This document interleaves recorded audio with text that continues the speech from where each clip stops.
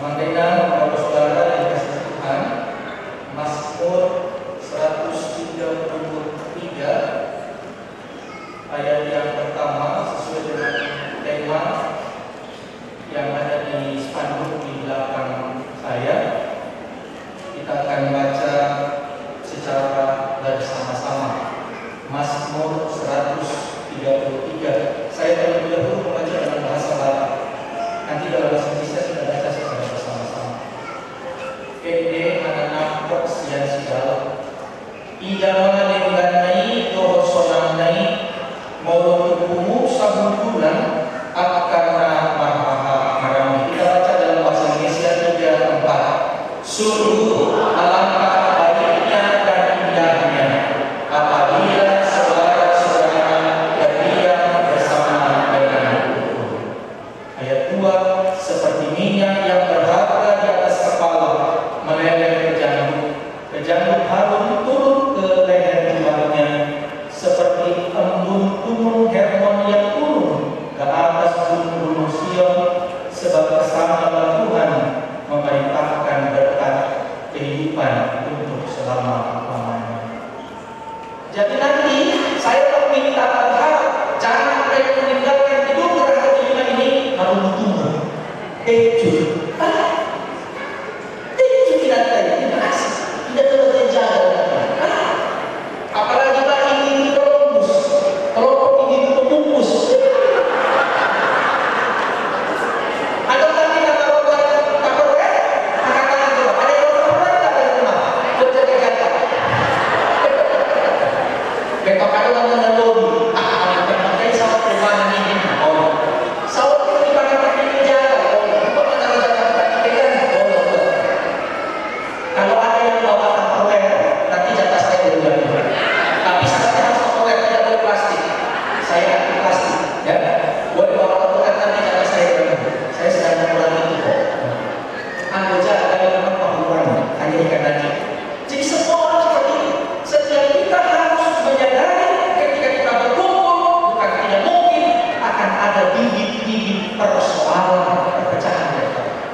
Karena itu statement pertama hari ini, jangan ada yang ribut, jangan ada yang marah, jangan ada yang marah. Nanti pulang dari tempat ini minimal pertama karena makanan. Nggak usah dikomentar, karena bukan set yang kumpul ini. Anggota DPP bukan raja Jabodetabek ini bukan set, bukan juru masak bukan. Karena bukan itu yang utama. Jadi sama dalam hidup, jangan selalu fokus sama berkat Tuhan, tapi fokus sama pada sumber berkat. Atau banyak kita sebutkan ini nomor 369 baik tidak pajul dua juga lain semua umum pilihan.